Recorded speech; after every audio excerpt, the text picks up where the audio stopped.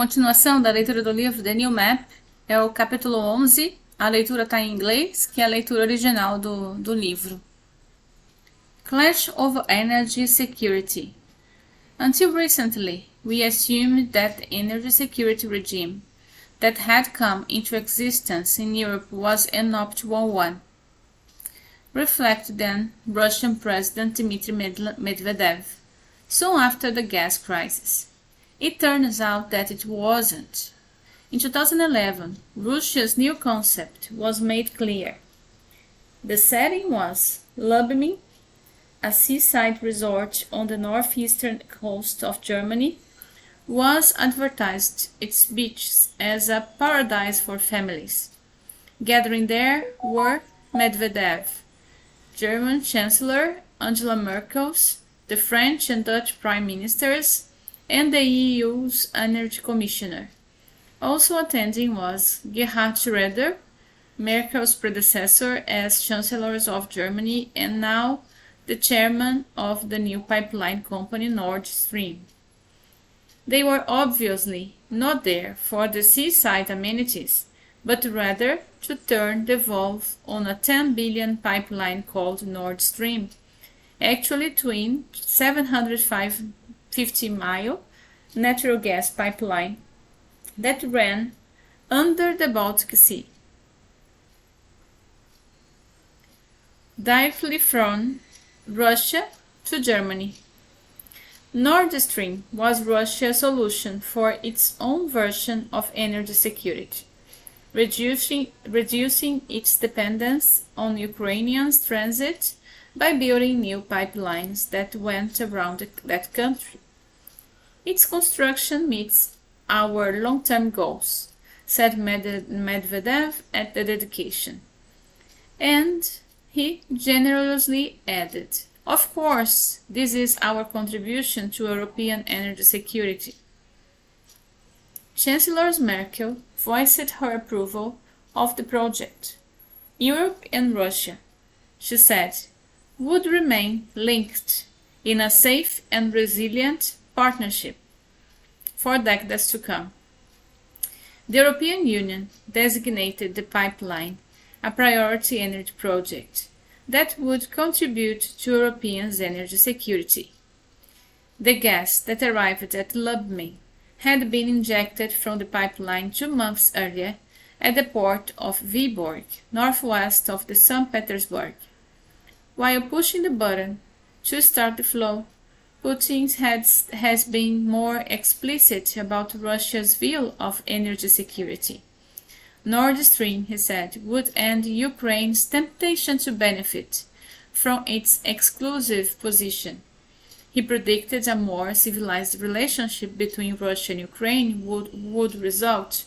As events turned out, that would hardly be the case. Russia already had built other pipelines to circumvent Ukraine. Yamal Europe from Poland and Blue Stream, which runs from Russia under the Black Sea to Turkey. But Nord Stream loomed much larger. For Europe, energy security means something quite different. Greater flexibility and diversity of supply. For years, the EU had been searching for a common energy policy, but that was very hard to come by with 28 different countries, with different interests, different endowments, different needs, and different attitudes toward Russia. West Europeans generally welcomed Russian gas imports. Eastern and Central European countries, much more dependent on Russian gas, saw their reliance as a source of vulnerability, reminding them of their former thraldom to Moscow when they were satellites of the Soviet Union. They would point to cases in which the Soviet Union and then Russia, they said, used cutoffs and manipulation of supplies to apply political pressure. And European energy policy evolved and had 2 main objectives. The first, dealing with natural gas, was to build resilience and greater energy security into the natural gas system and push for the formation of a single gas market for the entire continent.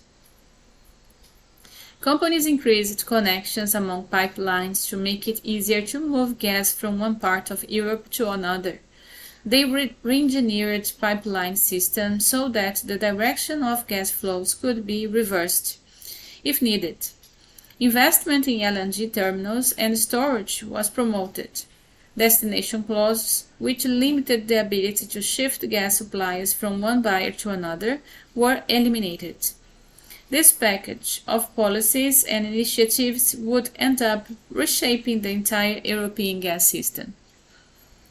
European policy also aimed at doing away, like calls to the end of with the traditional rigid contracts that ran 20 years or longer, and in which price was indexed to oil.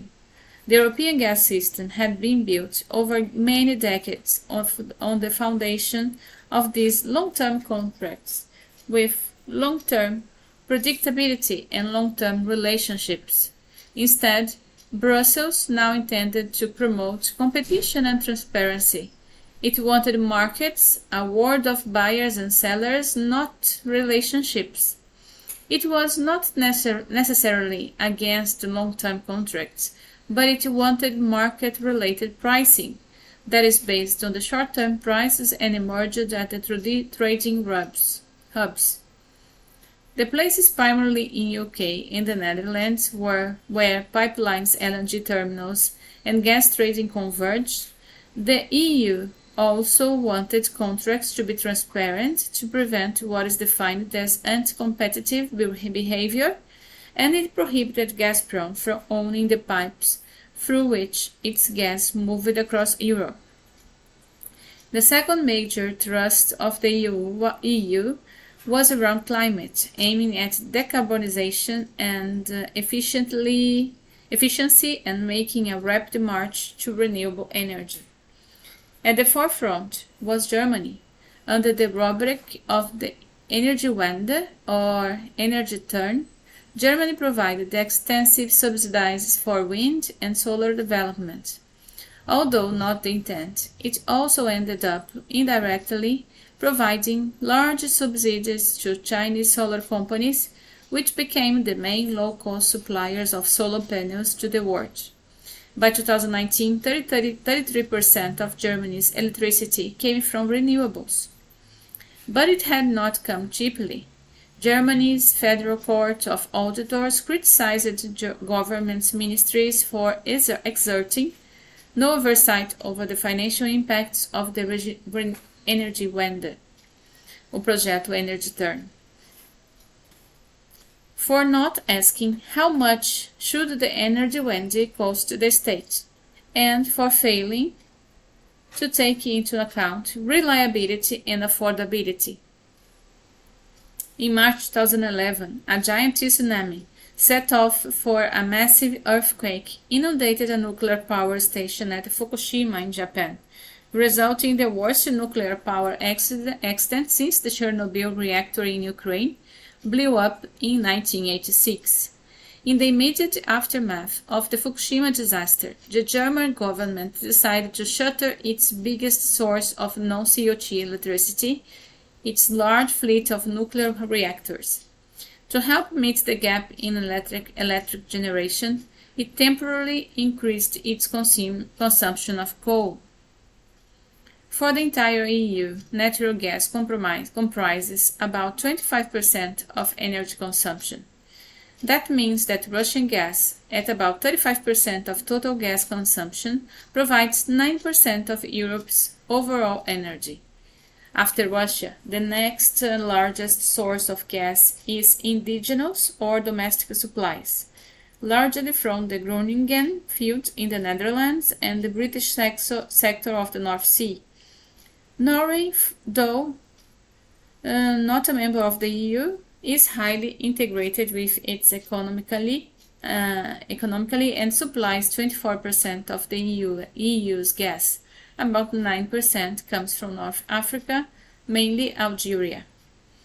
The debate about the political risks of importing energy from the Soviet Union and now Russia has been going on for a long time.